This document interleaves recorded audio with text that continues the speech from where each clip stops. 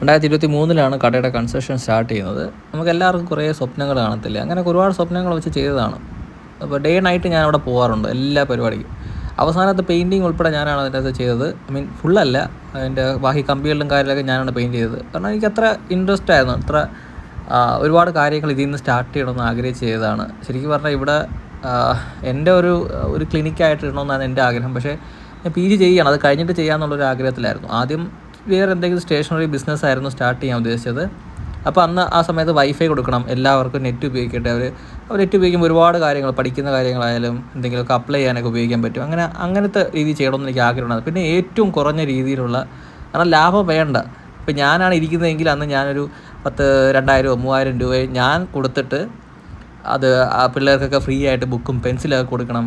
അങ്ങനെയൊക്കെ ഒരുപാട് ആഗ്രഹമുണ്ടായിരുന്നു എനിക്ക്. പിന്നെ ഈ നീറ്റിൻ്റെ തന്നെ, ഇപ്പോൾ നമ്മുടെ സർക്കാർ സ്കൂളാണത്. അപ്പോൾ അവിടെയൊക്കെ സത്യം പറഞ്ഞാൽ പഠിക്കുന്ന പിള്ളേർക്ക് നീറ്റെന്ന് പറയുന്നത്, കാരണം എൻ്റെ അറിവിൽ 2-3 പേരൊക്കെ ഉള്ളൂ ഏതെങ്കിലും മെഡിക്കൽ കോളേജിലൊക്കെ പഠിക്കുന്നത്. പക്ഷേ മറ്റ് പ്രൈവറ്റിലൊക്കെ നോക്കിക്കഴിഞ്ഞാൽ ഒരു വലിയൊരു ശതമാനം, 40-50% വലിയ പ്രൊഫഷണൽ കോളേജിലേക്ക് പോകുന്നത്. അപ്പം അതിനൊരു മാറ്റം വരുത്താൻ വേണ്ടി നീറ്റിൻ്റെ പഴയ ക്വസ്റ്റ്യൻ പേപ്പറൊക്കെ കൊടുത്തിട്ട് ഏറ്റവും നല്ല രീതിയിൽ ഉത്തരം വരുന്നവർക്ക്, എഴുതി തരുന്നവർക്ക് അതിൻ്റെ ഒരു പ്രൈസ് കൊടുക്കാമെന്നും അങ്ങനെയൊക്കെ ഒരുപാട് ആഗ്രഹമുണ്ടായിരുന്നു. എന്തെങ്കിലുമൊക്കെ ഒരു വലിയ രീതിയിൽ കൊണ്ടുവരണം. കാരണം ക്യാഷ് അല്ലായിരുന്നു ഉദ്ദേശം. പക്ഷേ അവിടുത്തെ ഓട്ടോക്കാരൊന്നിനും സമ്മതിക്കത്തില്ല.